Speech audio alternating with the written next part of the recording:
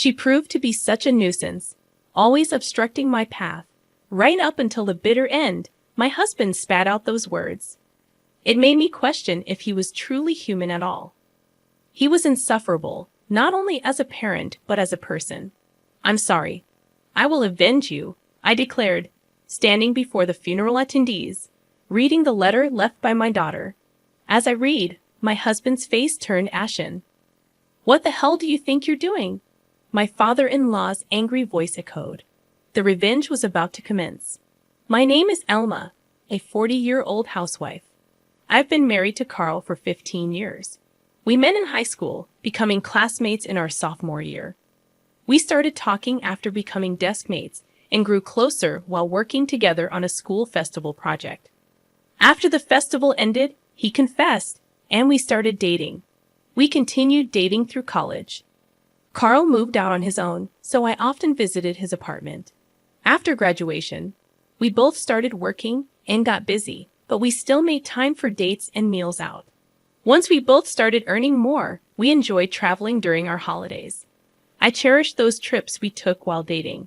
3 years into our working lives, we decided to get married. We had saved enough for a wedding and had settled into our jobs, so it felt like the right time. Since we had dated since high school, we already knew each other's families, which made meeting the parents and house visits go smoothly. Many people attended our wedding, including our high school classmates, celebrating our union. Afterward, we started our married life, which was full of joy. Even though we'd been together for over 8 years since high school, we felt fresh and excited in our married life. It felt real when my last name changed to his. We were having a smooth marriage. 3 years later, our daughter Rosa was born. "Wow, she looks like an angel, so cute," Carl exclaimed, holding our newborn daughter. "I'll work my butt off to protect our family," he declared. "Thank you, be our rock," I replied. "You can count on me," he assured confidently. With a new member to protect, my husband seemed larger than life and very reliable. After giving birth, I worked part-time in his company. The first reason was to have more time with our child. Raising her was incredibly joyful. Every little milestone, like crawling or walking, was a moment of excitement, and I took countless photos and videos, like any proud parent. When I told Carl, he'd say, "I wish I could have seen that," with a tinge of regret. We spent blissful days playing with our daughter on his days off. As Rosa grew, she became conversational. We loved taking her to different places and letting her have various experiences. We were excited about thinking of her future dreams and the path she would take. But everything changed when Rosa was in the 3rd grade. I was working part-time when suddenly I got a call from the hospital. Rosa had collapsed during class. In a state of panic, I hurried to the hospital. My husband left work early to join me, and together, we listened to the doctor's solemn words. That's when the shocking truth hit us like a tidal wave. Our daughter had a rare disease. Depending on the treatment, she probably had about a year to live, the doctor explained. My mind went blank. My daughter was burdened with an incurable illness. All that awaited us was the use of medication to ease the symptoms, with no guarantee of halting the relentless progression of the disease. We were devastated, grappling with the harsh reality of why such a small child had to endure this cruel fate. As time passed, her condition worsened. 6 months later, walking became a challenge, and she could no longer attend school. Our days were consumed by hospital visits and lying in bed at home. Gradually, she became bedridden. I had to quit my part-time job to care for her full-time. It was a necessary sacrifice, as anything could happen while I was away. Supporting her became our top priority. Around this time, my husband's demeanor underwent a drastic change.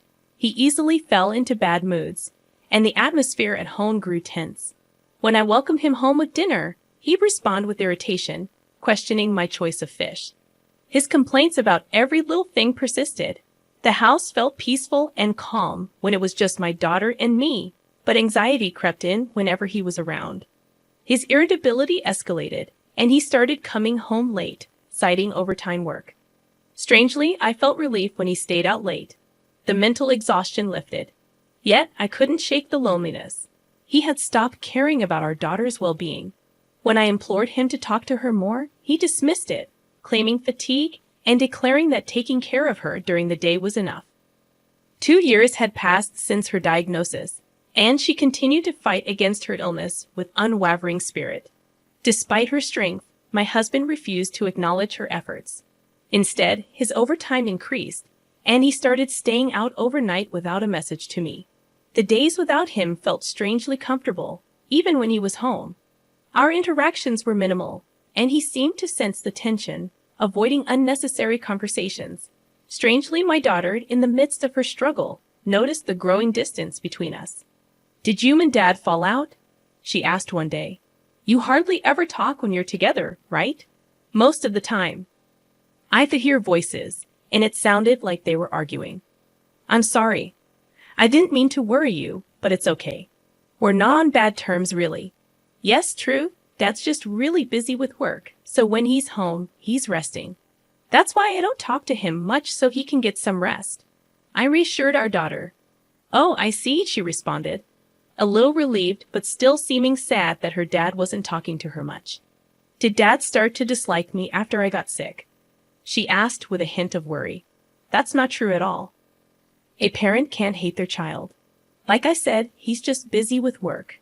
Don't worry. He doesn't hate you, okay?" I comforted her. After putting our daughter to bed and leaving her room, I sighed. Why am I causing her to worry like this? She's in a life or death situation, and I'm troubling her with this.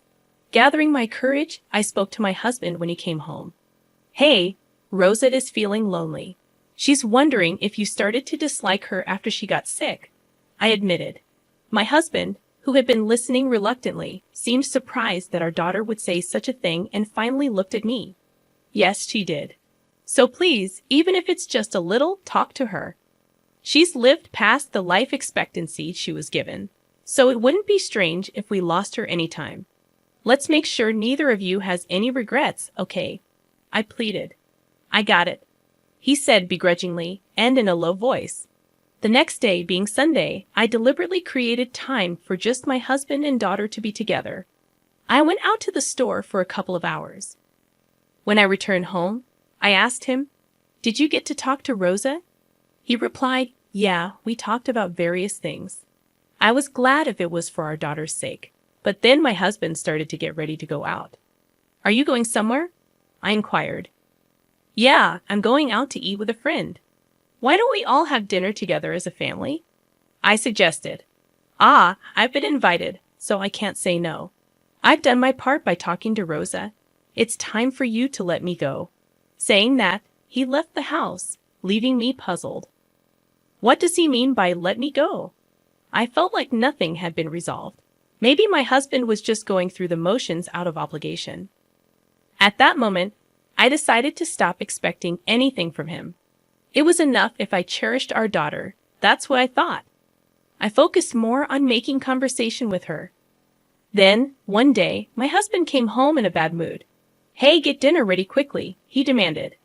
I had stopped trying to say anything to my husband, so I prepared dinner, put it in front of him, and was about to go to our daughter's room when he stopped me.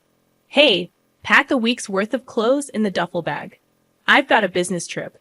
Make sure you pack all the essentials, like the razor too." After saying that, he went to take a bath without even clearing his dishes. Why do I have to do this? But surely if the bag wasn't packed by the time he got out of the bath, he would get pretty mad. And if he raised his voice, it would worry our daughter. If she woke up, I sighed and went into his room to pack the clothes into the duffel bag. Well, it's a relief. He'll be gone on a business trip for a week. With him gone, I can relax. I packed the bag and left it in his room. The next morning, my husband left without thanking me or saying anything. That annoyed me, but I decided to let myself do as I pleased. First, I called my parents to come and see our daughter. If my husband is away for a week, my folks can stay over without any worry. They seemed torn, happy to see their granddaughter, but saddened to see her bedridden. They were all smiles in front of her. But once she fell asleep, their faces were filled with pain and loneliness. "It really is unfair of God," they said. "Why couldn't it be an old-timer like me instead of a good kid like Rosa?" My parents stayed until the very last minute before my husband was due back. As time went on, Rosa's condition worsened, and she had to be hospitalized. I was gripped with fear that the inevitable might be near. I visited her in the hospital every day, but my husband never came. Instead, when he returned home early, he sent angry messages on WhatsApp, upset about dinner not being ready. At this point, beyond sighing, I thought it might be better without a husband who couldn't cherish his own daughter. However, his work, painful as it was to admit, allowed me these moments with her. Not only my parents but also my in-laws came to visit her often at the hospital. Rosa always seemed happy when someone came to see her. We even celebrated her 12th birthday in the hospital room, where the nurses prepared a cake, and we all celebrated together. But about a month after her birthday, Rosa's condition worsened, and she passed away. I was devastated, breaking down in tears. The reality shattered my emotions. My parents tried to comfort me, but they ended up crying with me. Still, we had to see Rosa off properly. Together with my parents, I arranged and prepared for the funeral. There were things I had to do, all for Rosa. I managed to hold back my tears and proceed with the funeral arrangements. We arrived at the funeral parlor early before the other mourners. My husband, irritable about having to get up early after coming back from his business trip the day before, was infuriating. He hadn't been reachable when Rosa passed away, and he had the gall to say, "I was on a business trip. Even if you had contacted me, I could have made it back." He tried to light a cigarette in frustration. "Go to the smoking area, please," I said sharply. Tutting, he looked irritated. After I called him out, standing by the coffin on his way to smoke, he said something awful to our sleeping daughter. "You were such a pain, always in my way, right to the end." My husband spat out these cruel words as if they were nothing. Is he really human? He was the worst, not just as a parent, but as a person. I was rendered speechless by the horrible things he said. I couldn't move from the spot until my husband walked towards the smoking area. When I came to, I went straight to the coffin. "I'm sorry. I will take revenge in your place," I told my daughter, steeling myself with determination. I could never forgive him. Then the funeral began. Unbelievably, my husband, who had just said such terrible things, pretended to cry in front of the relatives, saying Rosa's name as tears streamed down his face. I knew it was an act because I saw him apply eye drops before walking up to the coffin. The relatives, not knowing any better, misunderstood and started crying too. Unforgivable. I would reveal his true nature no matter what. As the funeral was drawing to a close, it was time to read the letter left by my daughter. "What? There's a letter?" My husband was clearly surprised, not having known about it. "Yes, there is. I have to properly convey the words she left behind to everyone." I stood before the funeral attendees and began to read my daughter's letter aloud at the microphone. The letter was mostly words of gratitude to me for the care I had given her. With each word I read, tears came, and I choked up. The relatives also started to cry along.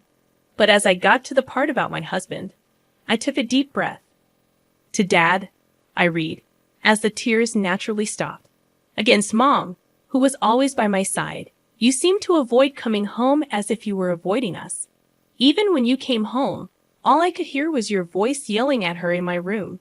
Dad used to make time to play with me when I was little, taking me on drives to all sorts of places. But after I got sick and became bedridden, Dad seemed like a completely different person. Mom always pretended to be strong in front of me, but I could tell she was really struggling with how Dad was behaving. It hurt me, thinking maybe it was my fault things turned out this way. But it seems that wasn't the case. Remember the day Mom went shopping, and it was just Dad and me at home. You came to my room and talked to me. Then, maybe because Mom asked you to, I was so happy.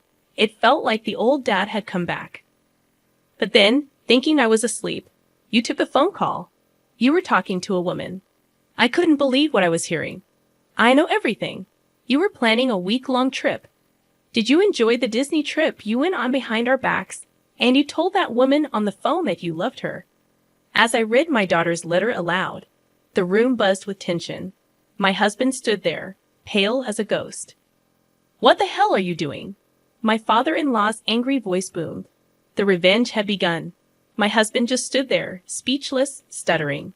Ah! My father-in-law grabbed him by the collar and yelled, "You fool!" before striking him across the face. My husband, staggering, denied the affair, saying, "It's not what it looks like. There must be some mistake." What's the mistake? Rosa would never lie, but I haven't had an affair. My husband stuck to his denials, holding the microphone. I've already caught you. Stop with the futile resistance. Yes, I had seen my daughter's letter beforehand and hired a private investigator. I had gathered plenty of evidence of my husband's affair. I showed the photo on my smartphone to everyone at the funeral. All the relatives attending glared at my husband. How could you go on an affair trip when your own child's life was hanging by a thread? You're finished as a human being. I didn't raise you to be such a terrible adult. Mom, Dad, you're no son of ours anymore. We disown you. My husband just collapsed on the spot, trying to escape the pain. I didn't want to face the reality that my daughter had become like that. What are you even saying? That's no excuse for having an affair. And if that were true, you would have spent more time with Rosa.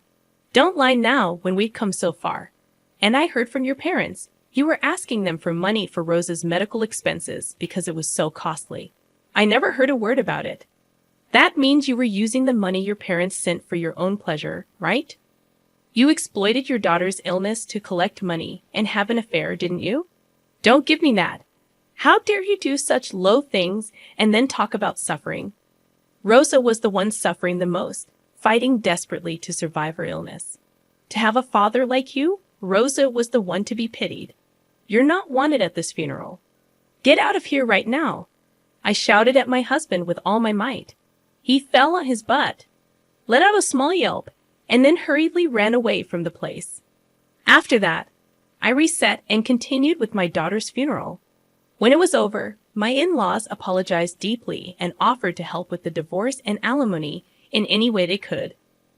I proceeded with the divorce and demanded alimony through a lawyer introduced by my father-in-law. But that wasn't enough for me. I took the house my husband had bought and also told everyone at his workplace about what he had done.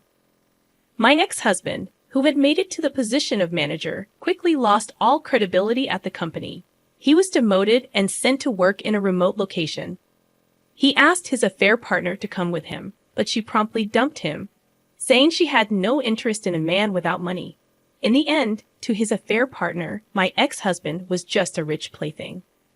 My ex-husband was abandoned by his parents and relatives, left to work alone in a distant place, living a lonely life in his house. It's all what he deserves, and honestly, I'd like to beat him up to my heart's content if I could. Meanwhile, I sold the house I got from my ex-husband and moved back to my parents' house. With the alimony from my ex-husband and his affair partner, I had a considerable amount of money. I didn't feel like working for a while after my daughter passed away, but gradually, I started to think more positively and began working part-time at a cafe near my parents' house. Mom's homemade cake. Rosa loved it so much. I remember my daughter saying that. Now, I bake sweets every day while working at the cafe and honing my pastry skills. I hope to one day serve my own creations on the menu, and just like how my daughter was happy eating my cake, I want to see someone else smiling while eating my cake. For my daughter's sake, I have to live my life to the fullest. With that thought, I put my all into working towards my dream. Today, thank you for watching the video all the way to the end.